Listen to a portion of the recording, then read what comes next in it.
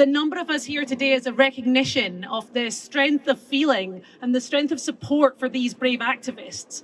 But it's also a recognition of the deep injustice and the systemic implications for all of us of what happened in the courtroom here today. So we're here to speak out on behalf of those who've been rendered voiceless by their unjust jailing, but frankly on behalf of all of us in defiant defence of our shared and fundamental right to protest. I just want to add 3 extra points to what's already gone before. First is that protest is unarguably an essential safety valve in a democracy. There is no democracy without protest. There are no votes for women. There is no end to coal. There is no protection for our beloved nature without protest. Secondly, as a country, we proudly cheer the bravery of activists in Iran and in Russia and around the world as they stand up to repressive governments.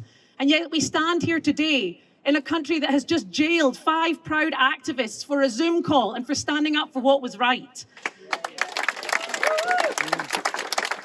How can we as a nation stand on a global stage and claim to speak for democratic freedoms in this context? We can't. And finally, who should be better placed to understand all of this than our new Prime Minister? Keir Starmer made his name on the McLibel case. Some of you may remember that was another instance of proud, brave, ordinary citizens standing up in the face of those who would seek to silence us.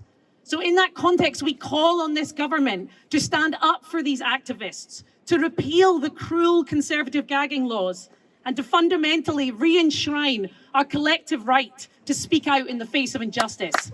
Thank you.